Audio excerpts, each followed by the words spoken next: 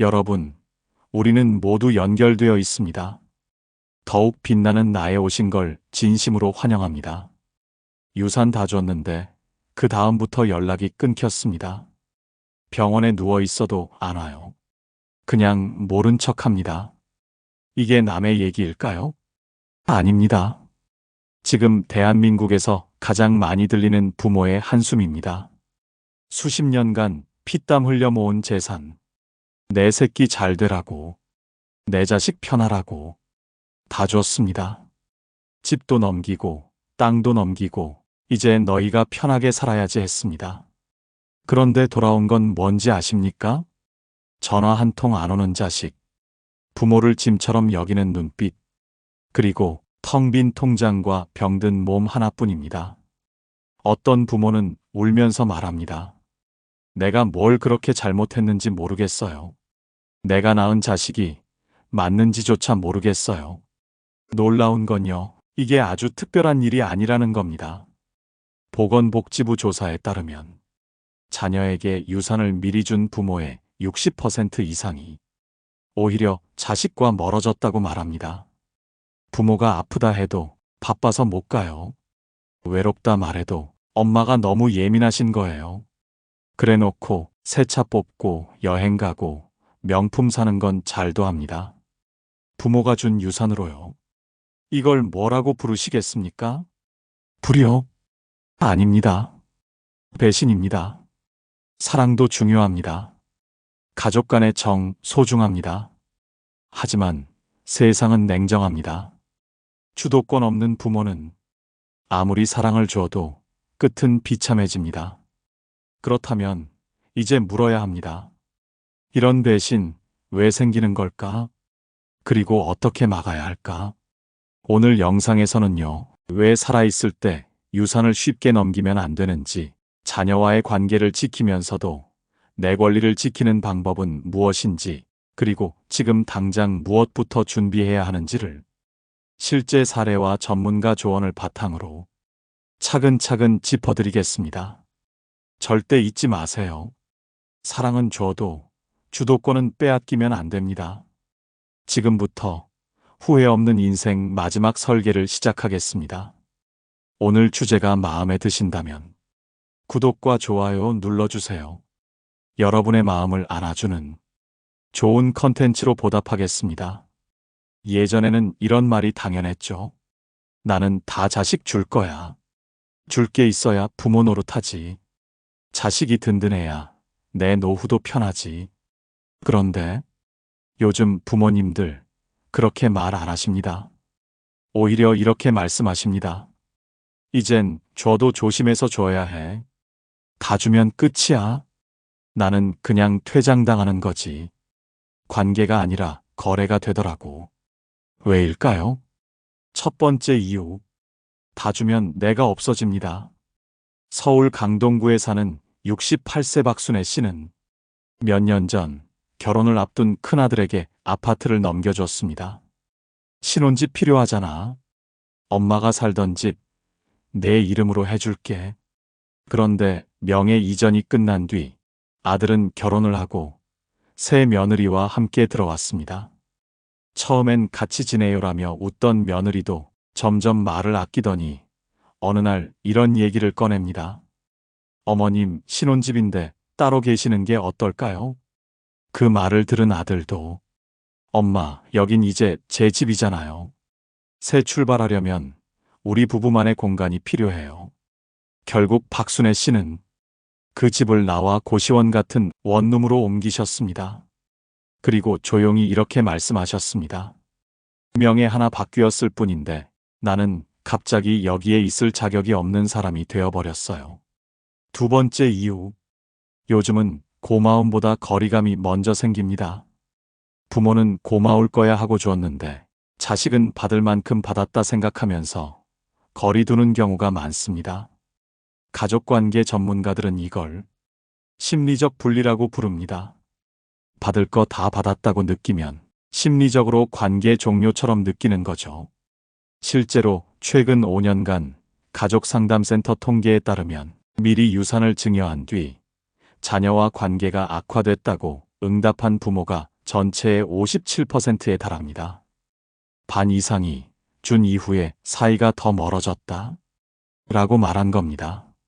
세 번째 이유, 부모가 약해졌을 때 진심이 드러납니다. 몸이 아프거나 병원에 자주 가게 되면 그때 진짜 자식 마음이 드러납니다. 그런데 이미 재산을 다 넘긴 상황에서는 자식이 부담스러워하거나 책임지지 않으려는 경우가 정말 많습니다. 형이 집 받았잖아.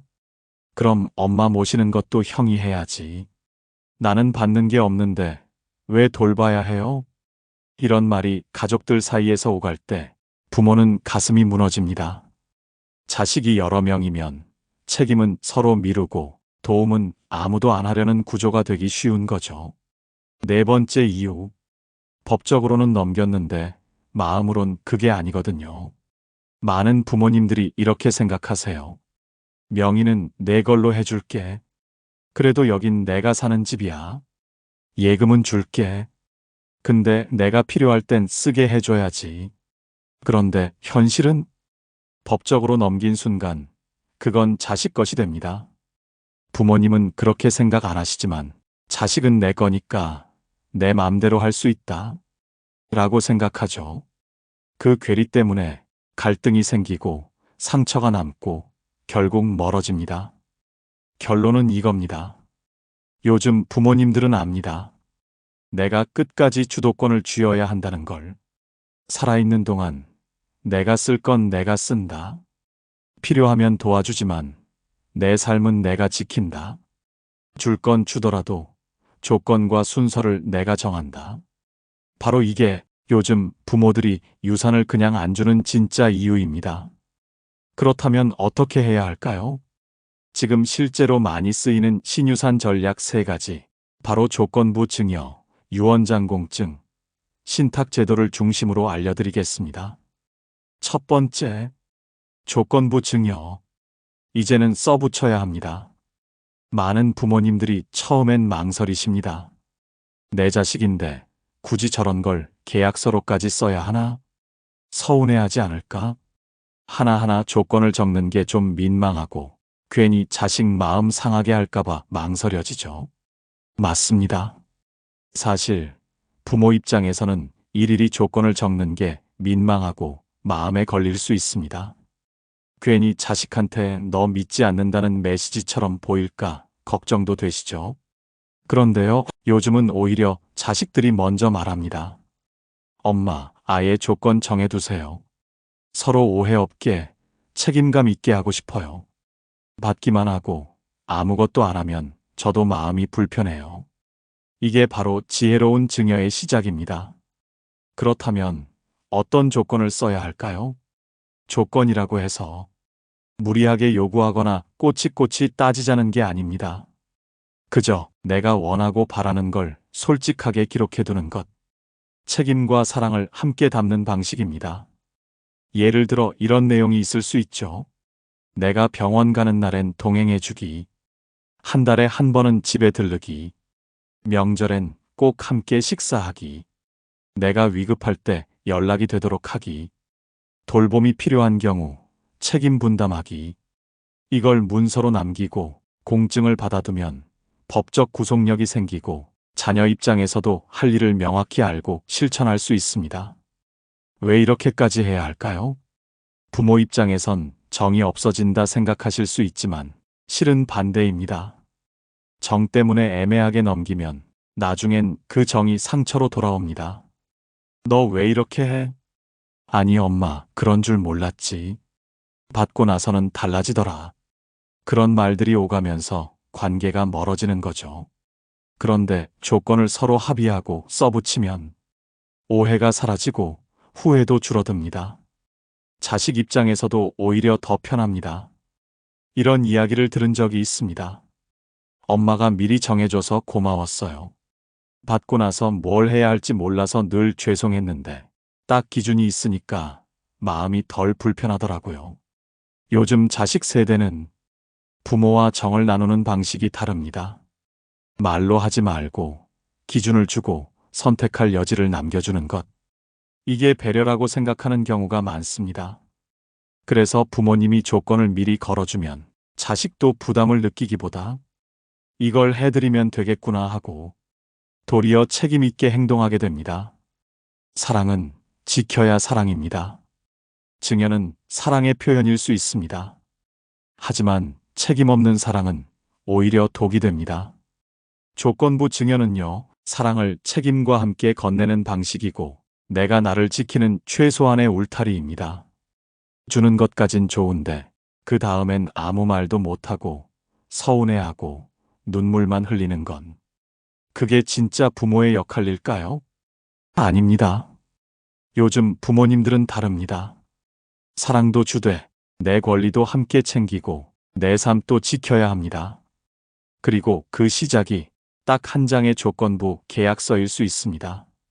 두 번째, 유언장은 말이 아니라 문서로 남겨야 합니다. 나는 정리 다 해놨다. 애들이 알아서 잘하겠지. 그런 건 말 안 해도 다 통하는 사이야. 이렇게 생각하셨던 분들 많으시죠? 그런데요, 정말 그럴까요? 말로만 해놓으면 그게 싸움의 시작이 됩니다. 서울의 한 상담센터에 실제로 들어온 사연입니다. 세 자녀를 둔 78세 어머니가 돌아가신 뒤 형제 셋이 싸움이 붙었습니다. 이유는 딱 하나. 엄마가 너한텐 집 주신다 그랬다며? 아니야. 나한텐 아파트 얘기 안 했어. 장남이니까 내가 당연히 받아야지. 그건 네 생각이지. 결국 서로 말 다르고 증거는 없고 감정은 뒤틀려서 결국 법정까지 갔습니다. 그리고요, 그 싸움은 지금까지 3년째 계속되고 있습니다. 나는 다 자필로 써놨어. 그런데 그것도 위험합니다. 자필 유언장은 형식이 아주 까다롭습니다. 날짜, 전부 본인 손글씨로 직접 작성, 서명 필수, 복사본, 타이핑, 녹음, 증인 없음 다 무효. 조금만 조건이 어긋나도 법적 효력이 없고 분쟁으로 이어질 수 있습니다. 그래서 요즘은 공증 유언장을 준비합니다. 공증 유언장은 법무사나 공증인의 입회하에 법적 요건을 모두 갖춘 상태에서 작성되는 유언장입니다. 어떤 재산을 누구에게 언제 어떤 조건으로 왜 그렇게 남기는지까지 정확하게 문서로 남기는 방식입니다. 예를 들어 이런 식입니다. 아파트는 큰아들에게 50%, 딸과 막내에게는 각각 25%씩 상속한다. 예금은 장례비와 병원비로 우선 사용한 뒤 남는 금액은 사회복지단체에 기부한다. 이 집은 본인이 사망한 이후에만 분할 처분 가능하다. 그런데 요즘 부모님들은 여기에 감정도 같이 남기십니다. 큰아들, 내가 엄마 병간호하며 늘 곁을 지켜줘서 고맙다. 이 집은 그래서 내게 준다. 내가 가진 건 많지 않지만 마지막까지 너희 셋 다 공평하게 생각했다. 이건 내 유산이자 내가 너희에게 전하고 싶은 마지막 마음이다. 이 한 문장, 그 어떤 재산보다 강한 마음의 울타리가 됩니다. 자식들, 서운해하지 않을까요? 많은 부모님들이 걱정하십니다. 그런데 요즘 자녀들은 오히려 이렇게 말합니다. 엄마가 다 정해주셔서 너무 고마웠어요. 괜히 우리끼리 감정 상할 일 없어서 마음이 편했어요. 나중에 말 나오면 그게 더 힘들었을 거예요. 유언장이 없으면 자식들끼리 싸우고 유언장이 있으면 부모님의 뜻에 따라 다들 받아들이게 됩니다. 공증 유언장은 내가 떠난 뒤에도 내 뜻을 지키는 최고의 도구입니다. 작성도 어렵지 않습니다. 법무사 사무실에 방문하거나 상담 후 방문 작성이 가능합니다. 비용도 생각보다 부담되지 않습니다. 유언장 공증 비용은 20만 원에서 50만 원 사이, 복잡한 상속 구조가 있어도 70만 원 내외에서 정리 가능합니다. 금액은 공증 사무소나 지역에 따라 약간 다를 수 있습니다. 한 번만 정확히 작성해두면 남은 평생 마음이 편안해집니다. 사랑은 말로 끝나는 게 아니라 책임 있게 정리할 때 진짜 사랑이 됩니다. 지금 내가 가진 재산이 크고 작음을 떠나 내 삶의 마지막 장을 스스로 마무리하는 가장 현명한 방법. 그게 바로 공증 유언장입니다. 세 번째, 신탁. 자산은 맡기고 내 자리는 지키는 법. 혹시 내가 쓰러지면 그 다음은 누가 내 돈을 관리하죠? 치매 오면 내 통장 자식이 다 가져가면 어쩌죠? 명의만 넘겼다가 나만 내쫓기는 건 아닐까요? 이런 걱정 한 번쯤 해보셨죠? 요즘은 그래서 신탁을 찾는 부모님들이 늘고 있습니다. 신탁? 그건 부자들이 하는 거 아냐? 많은 분들이 이렇게 물으십니다. 그런데요, 지금 신탁을 가장 많이 활용하는 건 중산층 이상 일반 부모님들입니다.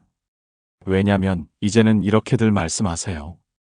돈이 많아서가 아니라 내 뜻대로 쓰기 위해 신탁을 해두는 거야. 신탁은 쉽게 말하면 이런 겁니다. 내 재산을 지금은 내가 쓰고 혹시 아프거나 판단이 어려워지면 대신 운영해주고 내가 세상을 떠나면 자녀들에게 딱 정한 대로 나눠줘라. 이걸 신탁회사나 은행, 법무법인에 맡겨 계약하는 것입니다. 이런 상황일 때 신탁이 필요합니다. 치매, 중풍, 뇌졸중처럼 판단 능력이 떨어질 수 있을 때, 자녀 간 상속 다툼이 걱정될 때, 자산을 맡길 사람은 없지만 보호는 확실히 하고 싶을 때, 미리 정해놓은 조건대로만 자산을 쓰고 싶을 때, 예를 들면요, 이 예금, 내가 살아있는 동안 매달 100만 원씩만 꺼내 쓸 수 있게 해주세요. 사망 후에는 아파트를 세 자녀에게 4대 3대 3 비율로 분할해주세요. 치매가 오면 내가 지정한 법정 대리인만 자산을 운용하게 해주세요. 이렇게 명확하게 정해놓으면 누구도 멋대로 건드릴 수 없습니다. 신탁의 가장 큰 장점, 자식이 마음대로 못한다는 것. 유산이나 재산을 미리 넘겼을 때 제일 무서운 건 자식이 내 뜻을 무시하는 상황입니다. 엄마 건데 내가 먼저 좀 써도 되겠지? 그 집 형이 받기로 한 거 아니야? 아직 사시는데도 자기들끼리 나눌 생각부터 하는 거죠.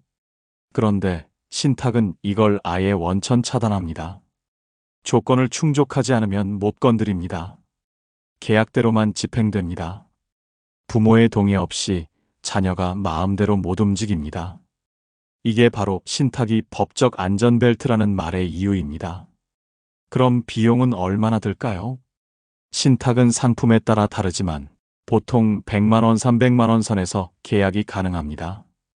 단순한 금전 신탁 약 100에서 150만 원. 부동산 포함 복합 신탁 약 200에서 300만 원. 추가 수수료나 운용 수수료가 별도로 발생할 수 있음. 은행 신탁사마다 수수료 구조상이 상담 후 비교 필요. 10억 원 자산이 있어야 신탁을 하는 게 아닙니다. 내 돈 5천만 원, 내 집 한 채도 충분히 신탁으로 안전하게 관리할 수 있습니다. 누가 신탁을 많이 할까요? 혼자 사시는 분, 자녀와 심리적 거리가 있는 부모님, 형제 간 갈등이 예상되는 상황, 치매나 질병을 미리 걱정하시는 분, 자산이 적지 않은데 도와줄 사람이 없는 경우. 실제로 시중은행 고령 고객 10명 중 3명은 상속형 신탁이나 치매 대비 신탁을 이미 사용 중입니다. 요즘은 신탁 상담도 간편하게 받을 수 있어 부담 없이 문의해 보시는 분들도 많습니다. 신탁, 더 이상 특별한 제도가 아닙니다.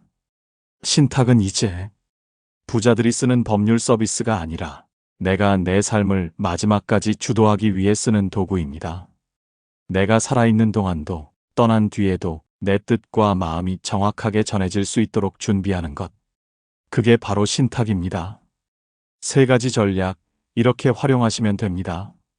자녀와 관계는 좋지만 책임감은 부족할 때, 조건부 증여, 자녀 간 사이가 예민하거나 상속이 복잡할 때, 공증 유언장, 치매나 돌발 상황이 걱정되고 노후 자산을 스스로 운영하고 싶을 때, 신탁제도. 여기까지 들으시면서 이런 생각 드셨을 겁니다. 좋은 건 알겠는데 그럼 나는 지금 뭐부터 해야 하나?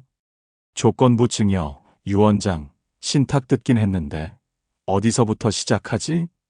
지금부터는 이 전략들을 어떻게 내 삶에 적용할 수 있을지 아주 구체적인 5단계 준비 방법을 알려드리겠습니다. 하나씩 따라오시면 어렵지 않습니다. 1단계 자산지도 그리기. 내가 가진 재산을 정리해 보세요. 지금 내 손에 있는 것부터 문서상 내 이름으로 된 것까지 부동산 집, 땅, 상가 등 주소와 명의 확인, 금융자산 예금, 적금, 보험, 증권계좌 등 연금, 국민연금, 퇴직연금, 개인연금, 부채 보증, 대출, 신용카드 사용 여부, 이걸 한 장에 정리하면 자산지도가 됩니다. 이 자산지도는 유언장이나 신탁계약서 작성 시 기본 자료가 됩니다. 요즘은 토스, 뱅크샐러드 같은 앱에서 자산통합 조회 가능합니다. 2단계 건강 상태와 돌봄 가능성 점검. 재산보다 먼저 챙겨야 할 건 내 몸과 마음입니다. 현재 복용 중인 약, 진단받은 병, 병원 기록 정리, 치매 가족력이 있다면 미리 체크, 병원 방문 동행 가능한 사람 자녀, 이웃, 간병인 등 목록 만들기. 건강이 악화되면 내가 가진 재산도 쓸 수 없는 돈이 될 수 있습니다. 그래서 신탁 설계 시 돌봄 플랜이 꼭 함께 들어갑니다. 3단계 내 뜻을 정리하세요. 마음의 유언 초안. 지금부터 종이 한 장 꺼내서 이렇게 써보세요. 누구에게 무엇을 주고 싶은지, 왜 그 사람에게 주고 싶은지, 반드시 지켜줬으면 하는 나의 가치, 기준은 무엇인지, 장례나 간병에 대한 내 생각은 무엇인지. 예시. 이 집은 큰아들에게 준다. 아플 때마다 옆에 있어줬다. 간병비는 내 예금에서 처리하되 아이들에겐 부담 주고 싶지 않다. 장례는 간소하게, 부의금은 받지 말고 사회에 기부한다. 이건 법적 효력은 없지만 공증 유언장이나 신탁 설계의 방향을 정하는 핵심 문서가 됩니다. 4단계 전문가와 상담 스케줄 잡기. 조건부 증여, 공증 유언장, 신탁 설계. 혼자 하면 어렵습니다. 하지만 상담 한 번만 받아도 절반은 해결됩니다. 공증 유언장, 법무사 또는 공증인 공증 비용 약 20에서 50만 원. 조건부 증여, 변호사 또는 공증센터 상담, 신탁계약, 시중은행 PB센터, 신탁 전문기관 비용 100에서 300만 원 선. 상담받기 전엔 자산 목록, 마음의 유언 초안을 미리 준비하세요. 이 자료만 있으면 상담이 훨씬 빠르고 정확해집니다. 요즘은 지자체 복지센터에서 상속신탁 무료 상담도 진행합니다. 꼭 확인해 보세요. 5단계 자녀와 대화하기. 정중하고 담담하게. 여기서 멈추면 안 됩니다. 제일 어렵지만 제일 중요한 단계가 바로 이겁니다. 처음엔 이런 말로 시작해 보세요. 엄마가 너희한테 뭘 어떻게 주고 싶은지 생각해 봤다. 그냥 주는 게 아니라 내 삶도 지키고 싶어서 정리를 해두려 한다. 이건 돈 이야기가 아니라 마음과 책임에 대한 이야기야. 그리고 이렇게 덧붙이세요. 내가 다 줄 순 있지만 그 대신 나도 부탁하고 싶은 게 있다. 우리 관계가 이 일 때문에 흔들리는 건 원치 않아. 그래서 문서로 남기려 한다. 조건을 적는 게 정없고 차갑게 느껴질까 걱정되시죠? 하지만 요즘 자녀들은 말합니다. 엄마가 미리 정해줘서 오히려 편했어요. 서로 눈치 안 보고 책임 있게 행동할 수 있어서 좋았어요. 이건 사랑을 정리하는 방법이자 여러분의 마지막까지 존중받는 권리입니다. 혹시 지금 이런 생각이 드시나요? 도대체 뭘 어떻게 해야 되는 건지 모르겠어요. 맞습니다. 막연함이 가장 큰 문제입니다. 그래서 지금부터는 아주 구체적으로 지금 이 자리에서 내가 체크해야 할 5가지 항목을 짚어드리겠습니다. 1. 내 노후 생활의 우선순위를 정하세요. 무엇보다 먼저 질문을 던져야 합니다. 나는 언제까지 일할 수 있을까? 내가 원하는 노후는 어디서, 누구와, 어떻게 사는 걸까? 돌봄이 필요해지면 어떤 방식으로 받고 싶은가? 병원, 요양원, 재가 서비스 중 나의 선택은? 장기요양보험 신청을 고려하고 있는가? 이런 질문에 답이 있어야 그에 맞는 재정 계획, 자산 배분, 제도 활용도 가능해집니다. 2. 자산의 형태를 파악하고 조정하세요. 혹시 이런 상황이신가요? 집은 있지만 현금이 거의 없다. 임대 수입은 있지만 안정성이 떨어진다. 자식들에게 미리 증여해버려서 내가 쓸 돈이 없다. 부동산은 시세 차익만 기대하고 있다. 이런 경우 신탁이나 유언장보다 먼저 해야 할 건 현금 흐름을 확보하는 구조로의 전환입니다.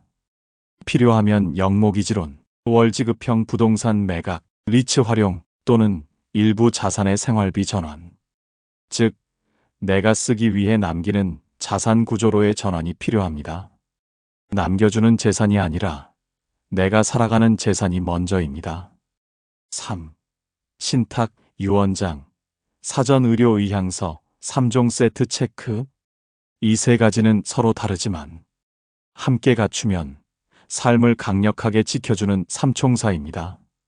신탁, 생전부터 자산을 관리하고 치매 등 상황 변화 시에도 내 뜻을 유지하게 해줍니다. 유언장, 사후 재산 분쟁을 막고 내 의사를 법적으로 남길 수 있는 수단입니다. 사전 의료 의향서, 연명 치료를 원하지 않을 경우 병원이나 가족이 결정하지 못하게 내 의지를 명확히 남길 수 있습니다.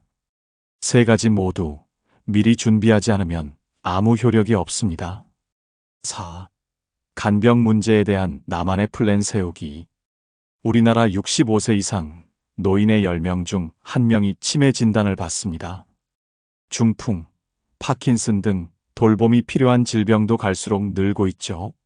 그런데 간병은 가족에게 가장 큰 부담이 되는 영역입니다. 간병인을 쓸 것인가? 자녀에게 부탁할 것인가? 요양병원은 어디로 갈 것인가? 누구에게 어떤 결정을 맡길 것인가? 돌봄 설계 없이는 자식도 본인도 모두 지칩니다. 신탁 안에 간병과 의료 지시를 포함시키는 것이 최근 급격히 늘고 있는 이유이기도 합니다. 5. 내 뜻을 지지해 줄 사람을 찾아두세요. 모든 서류보다 중요한 건 내 마음을 아는 사람입니다. 신탁 수탁자, 유언 집행자, 의료 결정 대리인, 위임장 수령자 모두 결국 내 대신 움직여줄 사람이 있어야 작동합니다. 그게 자녀든 형제든 신뢰할 수 있는 제3자든 지금 이 자리에서 이름을 써보는 연습부터 하셔야 합니다. 이 5가지를 생각해보고 하나씩 적어보는 것만으로도 여러분의 노후는 훨씬 선명해질 수 있습니다. 막연함을 밀어내는 건 거창한 계획이 아니라 지금 당장 써보는 한 줄의 생각입니다. 나는 요양병원보다는 집 근처 요양원에 가고 싶다. 나는 막내딸에게 내 뜻을 맡기고 싶다. 나는 내 집을 팔아서라도 내 돈으로 내 삶을 책임지고 싶다. 그 한 줄이 여러분의 남은 시간을 완전히 다르게 만들 수 있습니다. 많은 분들이 말합니다. 나는 아직 멀쩡하니까 괜찮아. 하지만 안타깝게도 세상 일은 그렇게 흘러가지 않습니다. 갑자기 찾아오는 사고, 예고 없이 무너지는 건강, 그때가 되어서야 마음 먹는다면 이미 내 목소리는 아무 의미가 없을 수도 있습니다. 그래서 요즘은 준비된 어른이 되어야 한다고 합니다. 유산은 단지 남겨주는 게 아닙니다. 내 삶의 마지막 챕터를 내가 직접 연출하는 일입니다. 그래서 우리는 더 늦기 전에 준비해야 합니다. 단순히 재산을 어떻게 분배할지가 아니라 내 삶의 의지를 어떻게 지킬 것인지에 대한 이야기입니다. 이제는 자녀가 아니라 내가 내 삶을 책임지는 방식으로 마무리할 때입니다. 여러분, 우리는 평생 가족을 위해 살아왔습니다. 남편을 위해, 아내를 위해, 자식들을 위해. 그렇게 한평생을 헌신하며 버텨왔죠. 하지만 이제는 남은 시간만큼은 나 자신을 위한 삶을 살아도 됩니다. 단단한 준비는 결국 나를 지키고 내가 사랑했던 사람들까지 함께 지켜주는 힘이 됩니다. 오늘 이 영상이 여러분의 삶에 조금이라도 도움이 되었다면 지금 이 순간부터 여러분의 인생을 다시 여러분 손으로 선택해 보시기 바랍니다.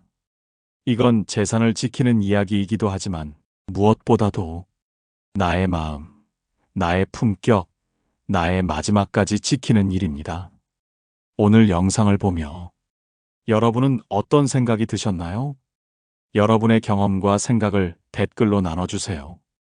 여러분의 이야기가 누군가에게 큰 위로와 깨달음이 될 것입니다. 오늘도 끝까지 시청해주신 여러분께 깊은 감사를 드립니다.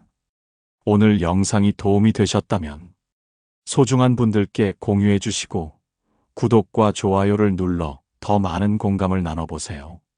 오늘도 소중한 관계에 한 걸음 더 가까워진 하루였길 바랍니다. 이상으로 더욱 빛나는 나였습니다.